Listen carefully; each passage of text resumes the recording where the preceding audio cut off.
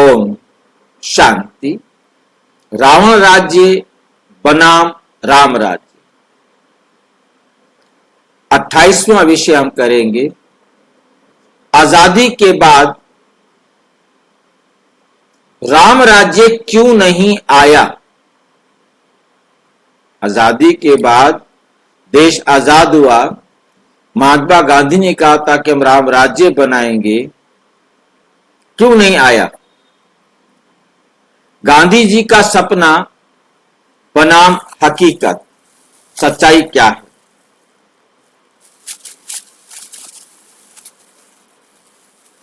राम राज्य का अधूरा सपना, ईश्वर ने सच्चाई बताई। प्रजापिता ब्रह्मा कुमारी ईश्वरीय विश्वविद्यालय के आध्यात्मिक ज्ञान पर आधारित गांधी जी का महान सपना था कि भारत में राम राज्य हो। महात्मा गांधी के पास एक दिव्य दृष्टि थी। वे भारत में राम राज्य, धर्म, शांति और सत्य का राज्य लाना चाहते थे। अत्यंत साहस के साथ उन्होंने भारत को ब्रिटिश शासन से मुक्त करने के लिए आंदोलन का नेतृत्व किया, इस आशा के साथ कि सच्ची खुशी और एकता बहाल होगी। सच्ची खुशी और एकता बहाल होगी। बहाल होना मतलब दोबारा से धारण जीवन में आएगी। लेकिन आज आइए हम खुद से ईमानदारी से पूछें, क्या आजादी के बाद राम राज्य आया? दुख की बात है कि इसका जवाब नहीं है। इसका जवाब क्या है? नहीं, कि राम राज्य नहीं आया। शांति की बजाय केवल दुख ही बढ़ा है।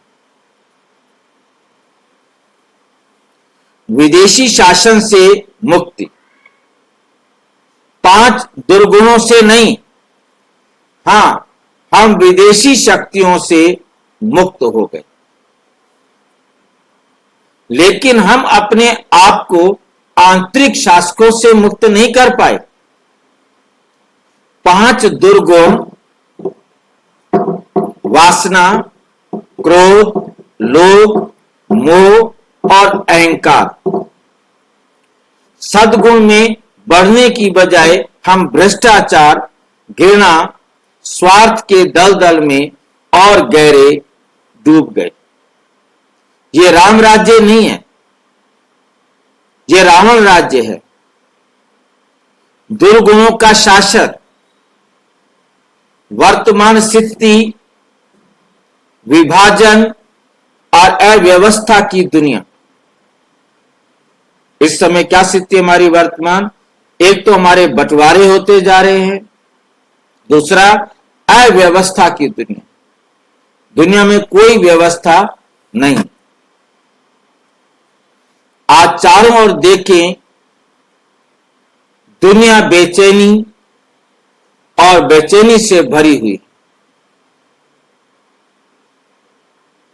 बेचैनी और बेचैनी से भरी हुई है। व्यापारिक उलझने, राजनीतिक अस्थिरता, भयंकर युद्ध और लड़ाइयां, राज्यों, समुदायों और विचारधाराओं का लगातार विभाजन। आज हर कोई केवल अपने क्षेत्र की रक्षा कर रहा है। धर्म, जाति, भाषा और भूमि पर संघर्ष होते हैं।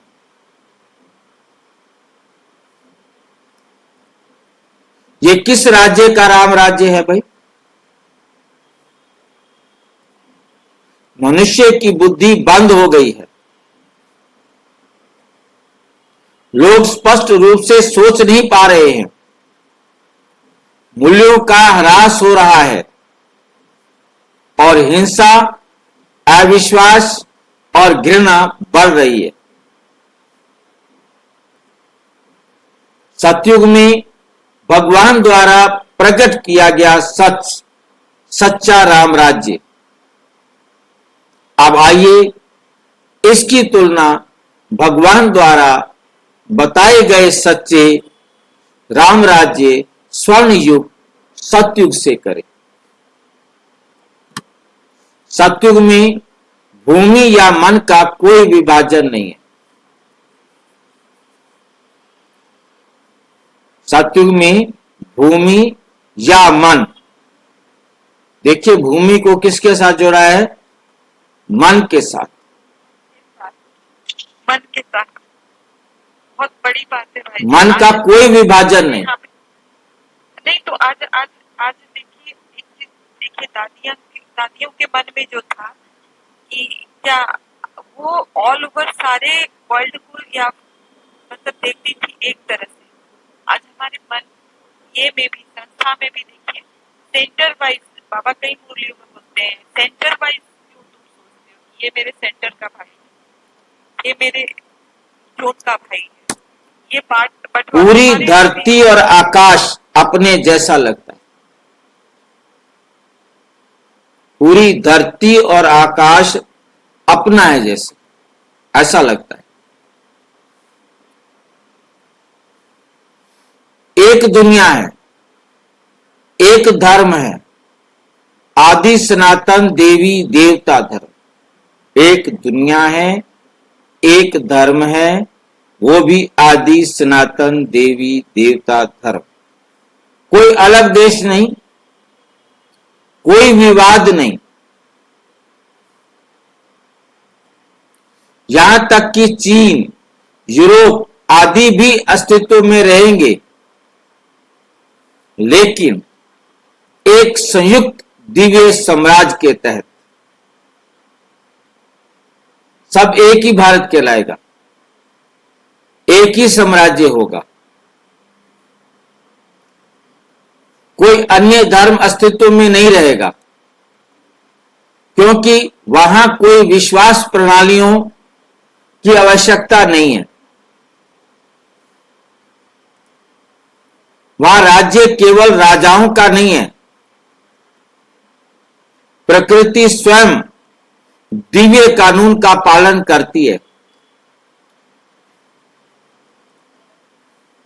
समय पर वर्षा होती है,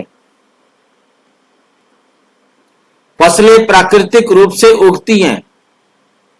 दूसरे को ड्रामा नहीं करना पड़ता कि किस प्रकार से जो है ना उनको अच्छी खाद डाली जाए, ये किया जाए, वो किया जाए, क्योंकि धरती पूरी 100% प्योर है। बीज डाले, खेती किया और फर्स्ट क्लास अपने आप ही बहुत बढ़िया मौसम के हिसाब से अनाज तैयार, फल तैयार, सब्जियां तैयार। हर क्रिया में शांति होती है, कोई हिंसा नहीं, कोई भ्रष्टाचार नहीं, कोई संघर्ष नहीं। कोई हिंसा नहीं, कोई भ्रष्टाचार नहीं, कोई संघर्ष नहीं। ये राजनीति से संचालित नहीं होता। ये धर्म ईश्वरीय कानून द्वारा संचालित होता है।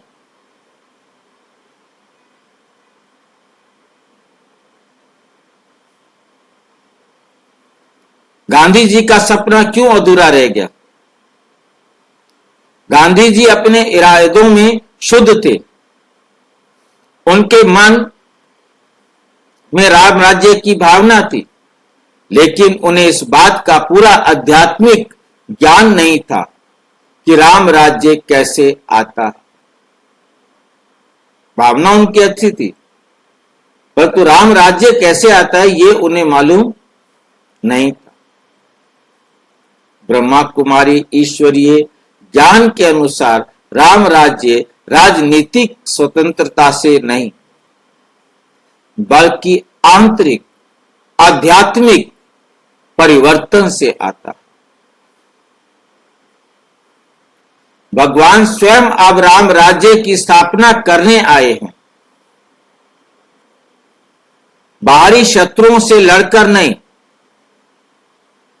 बल्कि भीतर के रावण 5 विकारों से पर विजय प्राप्त कर। ये संगम युग है, सबसे शुभ संगम समय, जहां भगवान हमें राजयोग सिखाते हैं और हमें अपनी मूल दिव्य अवस्था में लौटने में मदद करते हैं।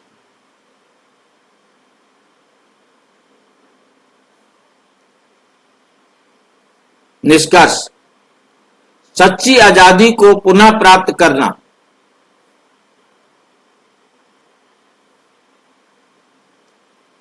प्रिय भाइयों और बहनों, हमें राजनीतिक आजादी तक ही सीमित नहीं रहना चाहिए। अब हमें आत्मा की आजादी का लक्ष्य रखना चाहिए। दुख, भय और बुराइयों से मुक्ति। दुख, भय और बुराइयों से मुक्ति। आओ हम भगवान के कार्य का समर्थन करें। भारत में एक बार फिर राम राज्य लाना हिंसा से नहीं, बल्कि स्मरण, पवित्रता और आत्म चेतना के माध्यम से,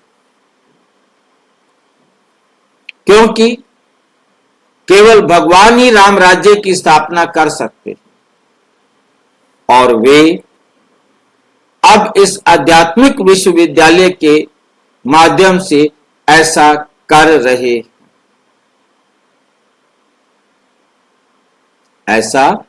रहे हैं। अच्छा, ओम शांति।